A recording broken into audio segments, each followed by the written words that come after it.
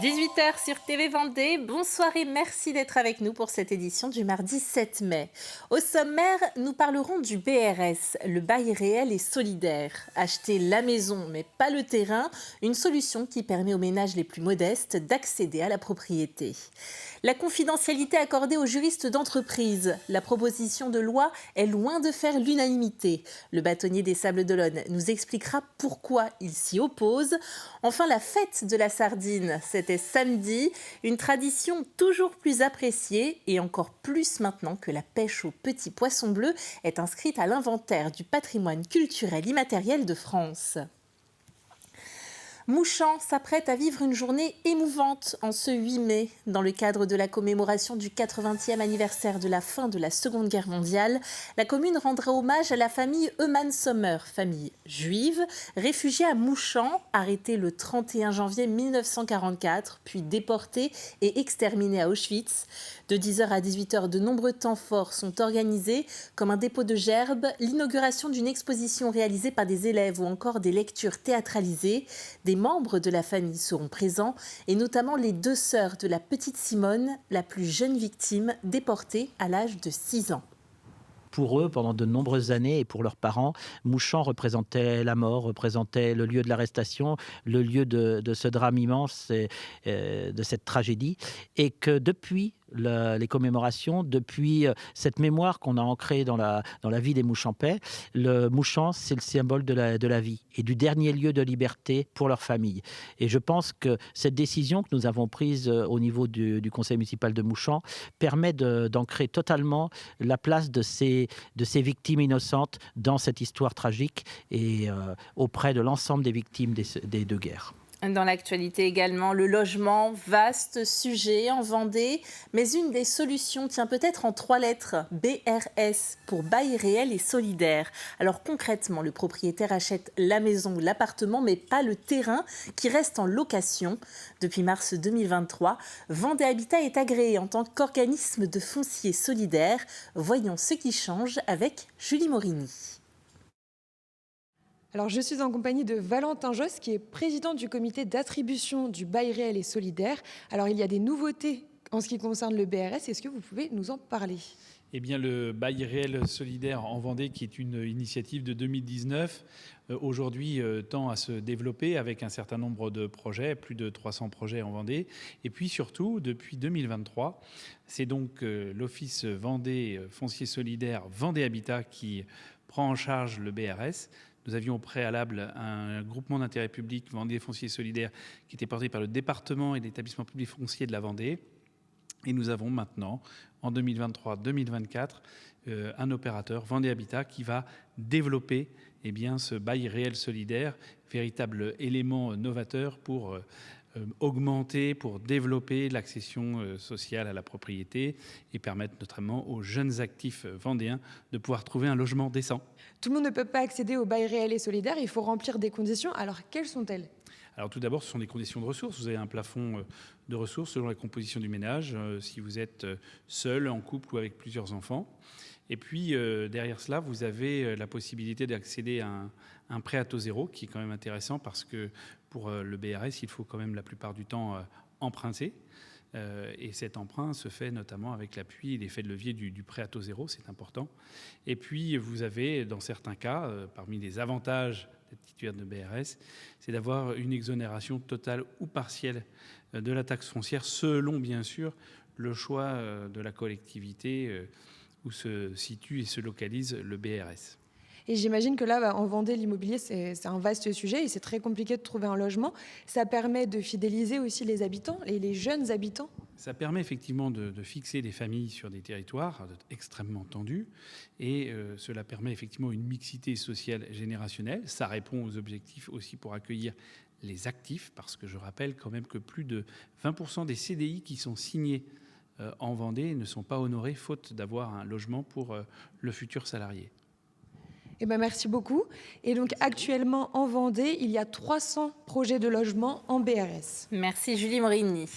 Au complexe sportif Rivoli de La Roche-sur-Yon se tenait une journée sport et bien-être organisée par l'association Vista, association qui a pour leitmotiv Ensemble contre l'exclusion.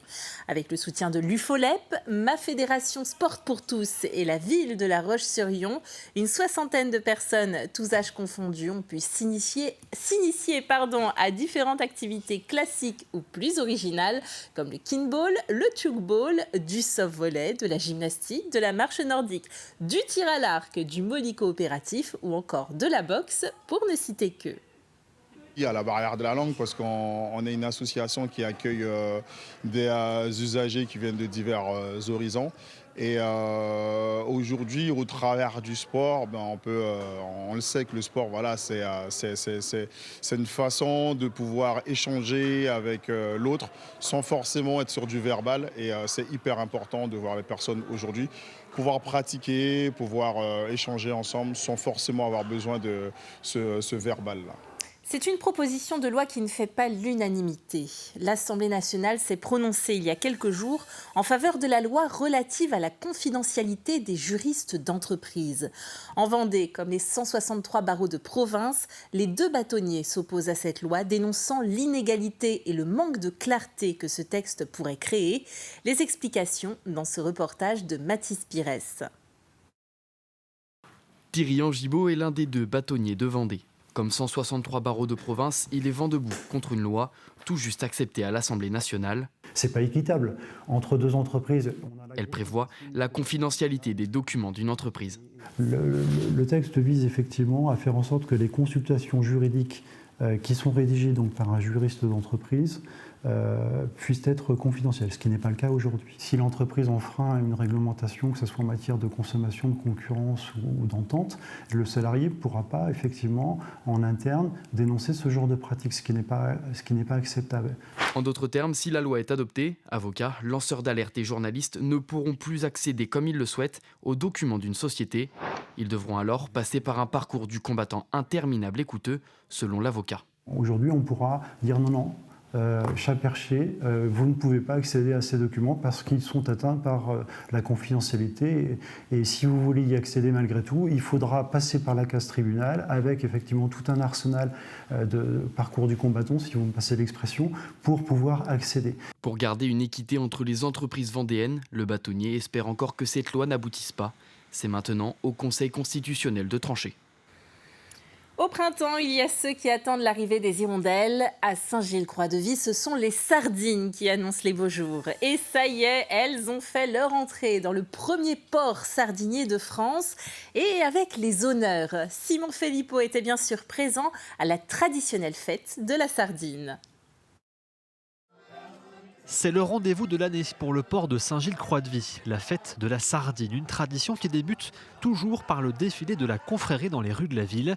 Un événement qui fait partie de l'histoire de la cité mais qui pourtant a bien failli disparaître. C'est une tradition qu'on a remise au goût du jour en 2014, une vieille tradition qui s'est arrêtée depuis la Seconde Guerre mondiale, où on accueillait les premiers bateaux sardiniers pour la sardine de printemps. La sardine est un poisson migrateur et on la pêche ici pendant 6 mois. Et pour nous, c'est une véritable tradition. Sur les 3000 tonnes de poissons débarqués à Saint-Gilles, il y a 2000 tonnes de sardines, donc c'est important. Et donc on essaie de la valoriser, de dire aux gens qu'il faut en manger, qu'il faut en acheter, qu'il faut soutenir la filière pêche. Et donc cette petite manifestation symbolique nous permet de faire tout ça en fait. Alors que le public se masse sur les quais, de nouveaux membres sont intronisés au sein de la confrérie de la sardine. Et parmi eux, l'architecte naval qui a conçu les bateaux des pêcheurs gillo-cruciens. C'est la première intronisation et c'est une découverte et je suis, comme le nom l'indique, j'ai rencontré des nouveaux frères et je pense que mon métier d'architecte naval peut effectivement participer à pêcher la sardine et ainsi défendre ce produit qui est vraiment une petite valeur nutritionnelle intéressante. C'est ensuite le moment tant attendu, l'entrée dans le port du Petit Loup qui ramène à quai les premières sardines de printemps dont le premier panier est offert aux mers comme le veut la tradition. Pour les autres, direction les spécialistes de la braise. Ah bah faut la saler déjà, puis après, il faut la faire griller bien sûr, c'est tout un art. Et puis, ouais. La spécialiste elle est là, elle va vous renseigner. voilà. Puis ensuite on essaie de bien les ranger, surtout le dos. Le dos comme ça, c'est pour bien les prendre avec la pelle, pour bien que ça se décolle plus facilement. Il n'y a plus qu'à se mettre à table et à déguster. Alors, est-elle bonne, cette sardine de printemps ? Eh bien, elle est très très bonne, avec un petit verre de vin blanc, excellent. Hein. Extraordinaire, nous sommes bordelais, nous sommes de passage ici, nous ne connaissions absolument pas cette organisation, cette petite fête, et on se régale. On se régale, elle est fraîche, elle est magnifique, et elle a un goût extraordinaire. Rien ne nous arrêtera pour manger la sardine de printemps, hein. La pluie, tout est merveilleux. Malgré une météo capricieuse, la fête de la sardine a de nouveau été un succès et les fameuses boîtes argentées dans lesquelles les sardines sont bien serrées n'attendent plus que vous. Ce samedi se déroulait également la 32e édition du Jumbo Run 85. Il s'agit d'un circuit de 100 km réalisé pour 39 résidents du foyer d'adultes handicapés Organdi de Saint-Germain-de-Princey. Et regardez bien les engins à bord desquels sont réalisées cette boucle, des sidecars, 25 en tout, et leurs pilotes venus de toute la France pour partager bonheur et passion avec ces adultes handicapés. Thème de cette année, les années hippies. La première chose qu'il faut qu'on prépare, nous, c'est d'ailleurs la commune d'accueil, puisque du coup, tous les ans, on s'arrête le midi pour faire un déjeuner. Et évidemment, il faut qu'on ait une commune qui ait la structure suffisante pour accueillir une telle manifestation. Donc c'est la première condition. Et puis après, c'est de la préparation, hein, donc le circuit, la logistique, les animations, voilà. Donc c'est à peu près, on va dire, un travail qui s'échelonne de octobre jusqu'au mois de mai, quoi. C'est déjà la fin de cette édition. Merci de l'avoir suivi avec nous. La rédaction de TV Vendée va aussi profiter de ce long week-end. Vous retrouverez donc votre actualité lundi matin dans votre matinale de 7h à 9h. Passez un beau week-end sous le soleil enfin et à très bientôt sur TV Vendée.